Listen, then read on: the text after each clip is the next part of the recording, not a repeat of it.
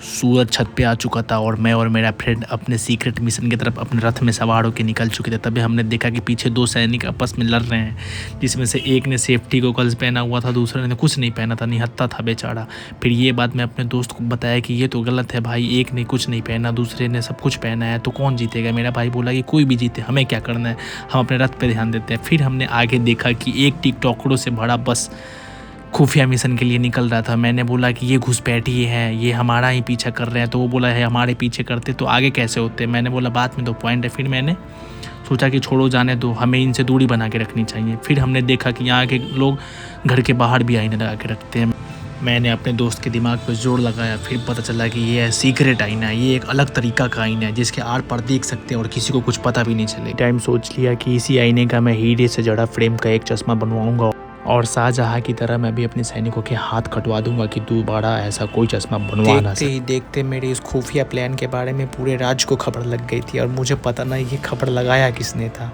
और सब लोग डर के मारे अपने अपने घर और बोरिया बिस्तरा लेके निकल रहे थे। तभी मेरी नज़र एक ढीठ औरत पे पड़ी जो खड़ा होकर सबको भागने का रास्ता दिखा रही थी और खुद हिल भी नहीं रही थी वहाँ। फिर सामने देखा तो एक और परिवार इस खबर की चपेट में आके निकल रहा था।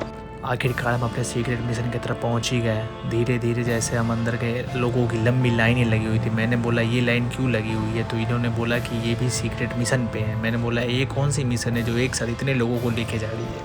फिर मिशन के बीचों बीच मुझे एक गेंडा नज़र आया। नहीं ये नहीं, वो स्टैचू वाला गेंडा। अचानक से मेरी नज़र एक दर्पण पड़ी और वो देख के मेरी फटी पड़ गई, क्योंकि दर्पण के उस पार के लोगों की सिर्फ बॉडी दिख रही थी, सर गायब थे सबके। ये देखने के बाद मैं और मेरा दोस्त सोचे कि लास्ट टाइम एक सेल्फी ले लेते हैं गर्दन के साथ, उसके बाद पता ना अंदर जाने के बाद हमारी भी गर्दन बचेगी या चली जाएगी। तो हमने अपना सेल्फी ले लिया। फिर अंकल बोले कि सर कलम करवाने की बारी तुम्हारी है अब। फिर मुझे खुफिया सैनिकों की फ़ौज मिली। यहाँ तो नीचे भी सैनिक दिख रहे थे दूर दूर तक, और तो और ऊपर भी सैनिक भरे पड़े थे। मैंने बोला कि ये कौन सा इतना इंपॉर्टेंट मिशन है जहाँ पे हर तरह के सैनिक है, बड़े छोटे बुजुर्ग बच्चे। देखते ही देखते हमें ग्रुप में बांट दिया गया। तभी मेरे सामने एक स्पेसशिप आया जो काले और लाल रंग से बना हुआ था।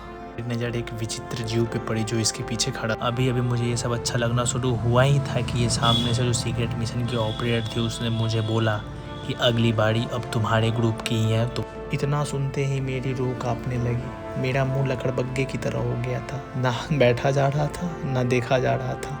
मैंने बोला कि अब पता नहीं क्या होगा। अभी मैं इस सदमे से उभर ही रहा था कि मेरे एजेंट ने अपनी औकात दिखा दी। हाथ पकड़ के खींच के मुझे लेके जबरदस्ती उसने जाके बैठा दिया। मैंने मनी मन उसे बोला कि वहाँ से अगर जिंदा मैं लौट गया तो मैं अपने सेनापति से बोल के 40 करोड़ की सजा दिलवाऊंगा। तभी अचानक से याद आया कि उन लोगों के साथ साथ सेनापति और सैनिकों ने भी सम्राट छोड़ दिया है। तभी ये अंकल इस स्पेसशिप की मजबूती को नाप रहे थे। मैंने बोला अंकल कुछ मत करो, अगर गिर गया तो हम लोग बचेंगे भी नहीं। बार बार जंगल देखने के बाद मेरे दिमाग में एक ही डायलॉग आ रहा था, चारों तरफ कोहरा ही कोहरा है। आगे बोलने ही वाला था तभी मैंने इन बच्चों को देख के अपनी मर्यादा की हद पार नहीं की और मैंने अपनी मर्यादा बचा ली।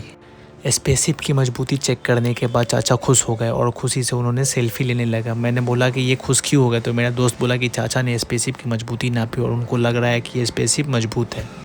फिर मुझे उसकी एक बात खटकी, तू कहना क्या चाहता है, क्यों फटे की ओर फाड़ रहा है, प्लीज़ मत किया करे। देखते ही देखते हम लोग आसमान की ऊंचाइयों में आ गए। हमने देखा एक स्पेसशिप मिशन करने के बाद वापस अपनी जगह पे जा रहा था। फिर मैं अपने दोस्त से बोला कि ये स्पेसशिप वापस आएगा कि नहीं आएगा। उसने बोला कि ऐसे फालतू सवाल मत किया कर वरना मैं इसी स्पेसशिप से धक्का दे दूंगा तुझे। इतना सुनने के बाद मैं चुप हो गया और अपने मन में बोला कि इसको 50 करोड़ की नहीं 70 करोड़ की सज़ा दिलवाऊंगा। फिर याद आया कैसे दिलवाऊंगा, बट इतने ऊपर आ गए थे कि एक भी चिड़िया हमारे सामने नहीं आ पा रही थी। फिर थोड़ी देर बाद मुझे मेरे दोस्त ने बताया कि हम ऊपर नहीं हैं, चिड़िया हमसे ज़्यादा ऊपर है। इतनी ऊंचाई पे भी आने के बाद मैंने अपने साम्राज्य के ऊपर पूरी नज़र रखी हुई थी। एक एक चीज़ मुझे दिखाई दे रही थी ऊपर से।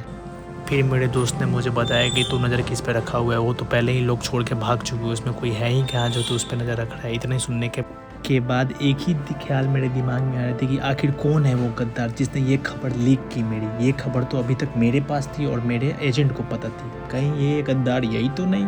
इसलिए मैंने उसकी तरफ देखने लगा। देखते दिखाते थोड़ी देर बाद हम अपने मिशन के पास पहुंच गए थे। हमारा स्टॉपेज आ गया था जहां हमें इस स्पेसशिप को छोड़ना था। स्पेसशिप से उतरने के बाद में बैठे बैठे रेड टी शर्ट वाले की पिछवाड़ी सूज गई थी। वो उसको ठीक करने के लिए अजब अटक मटक के चाल चल रहा था।